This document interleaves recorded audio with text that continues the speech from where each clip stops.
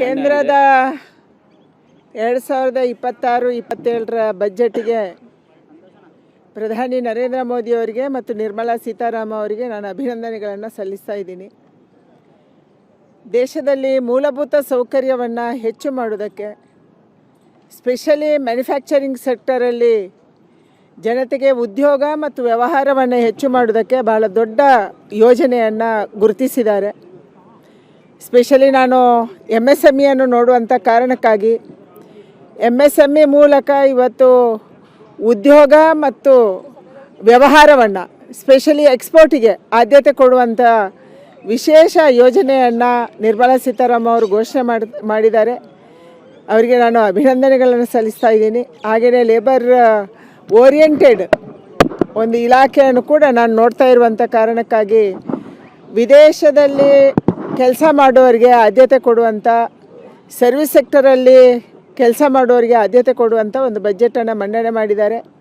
Specially ಹೆಣ್ಮಕ್ಳಿಗೆ, ಅದು self help ಗ್ರೂಪಲ್ಲಿ ಕೆಲಸ ಮಾಡ್ತಾ ಇವತ್ತು ಲಖಪತಿ ದೀದಿ ಆಗಿರುವಂಥವರಿಗೆ ಅವರನ್ನು ಮ್ಯಾನುಫ್ಯಾಕ್ಚರಿಂಗ್ ಸೆಕ್ಟರಿಗೆ ತರೋದಕ್ಕೆ, ಅವರನ್ನು MSMEಗಳಾಗಿ ಪರಿವರ್ತನೆ ಮಾಡೋದಕ್ಕೆ ಮತ್ತು ಎಲ್ಲ ಹೆಣ್ಮಕ್ಳಿಗೆ ಸ್ಪೆಷಲಿ ಪ್ರತಿಯೊಂದು ಜಿಲ್ಲೆಯಲ್ಲಿ ಒಂದು ಹಾಸ್ಟೆಲ್ ನಿರ್ಮಾಣದ ಮೂಲಕ ಅವರಿಗೆ ಓದುವುದಕ್ಕೆ, ಟ್ರೈನಿಂಗಿಗೆ ವಿಶೇಷವಾಗಿ ಆದ್ಯತೆ ಕೊಡುವಂಥ ಕೆಲಸವನ್ನು ಈ ಬಜೆಟ್ನಲ್ಲಿ ಮಾಡಲಾಗಿದೆ. ಅದಕ್ಕಾಗಿ ಅಭಿನಂದನೆಗಳನ್ನು ಸಲ್ಲಿಸ್ತಾ ಇದ್ದೀನಿ.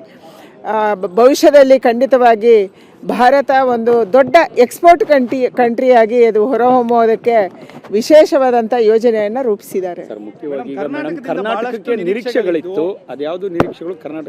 ಇದೆಲ್ಲವನ್ನ ಬಜೆಟಲ್ಲಿ ಯಾವುದೇ ರಾಜ್ಯದ್ದು ವಿಶೇಷವಾಗಿ ಘೋಷಣೆ ಆಗಿಲ್ಲ ಮತ್ತು ಇದನ್ನು ವಿಸ್ತೃತವಾಗಿ ನಾವು ಬಜೆಟನ್ನು ಓದಬೇಕಾಗಿದೆ. ಬಜೆಟಿನ ಒಳಗೆ ಏನಿದೆ, ಯಾವ್ಯಾವ ಇಲಾಖೆಯ ಮೂಲಕ ಆಯಾ ರಾಜ್ಯಗಳಿಗೆ ಏನು ಸಿಕ್ಕಿದೆ ಅನ್ನುವಂಥದ್ದನ್ನು ಇವತ್ತು ನೋಡಬೇಕಾಗಿದೆ.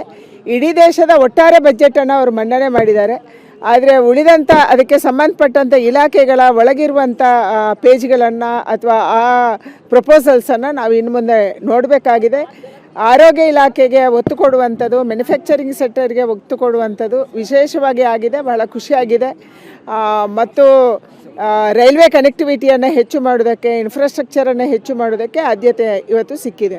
ಒಟ್ಟು 3 ಏಮ್ಸ್ಗಳ ಘೋಷಣೆ ಬಗ್ಗೆ ಹೇಳಲಾಗ್ತಾ ಇತ್ತು, ಘೋಷಣೆ ಕೂಡ ಆಗಿದೆ. ಬಟ್ ಎಲ್ಲೆಲ್ಲಿ ಅನ್ನುವಂಥದ್ದನ್ನು ಕೂಡ ಹೇಳಿಲ್ಲ. ಕರ್ನಾಟಕ ನಿರೀಕ್ಷೆ ಗೊತ್ತಿಲ್ಲ. 5-6 ವರ್ಷಗಳಿಂದ ಈ ರೀತಿಯಾದಂಥ ಬೇಡಿಕೆಗಳಿತ್ತು. ಅದಕ್ಕಾಗಿ ನಾನು ಅದಕ್ಕೆ ಹೇಳಿದೆ, ಒಳಗಿನ ಪೇಜನ್ನು, ಒಳಗಿನ ವಿಚಾರವನ್ನು ಇನ್ನೂ ಓದಬೇಕಷ್ಟೇ.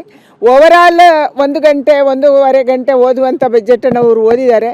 ಆದರೆ ಒಂದೊಂದು ಇಲಾಖೆಗೆ ಕೂಡ 1 ಗಂಟೆ ಓದಬಹುದಾದಂಥ ಒಳಗಿನ ಪೇಜ್ಗಳು ಸಹಜವಾಗಿ ಅದಕ್ಕೆ ಸಂಬಂಧಪಟ್ಟಂಥ ಪ್ರಪೋಸಲ್ಗಳು ಇರ್ತವೆ. ಅದನ್ನು ನಾವು ಮುಂದೆ ಅಧ್ಯಯನ ಮಾಡ್ತೀವಿ. Okay, thank you.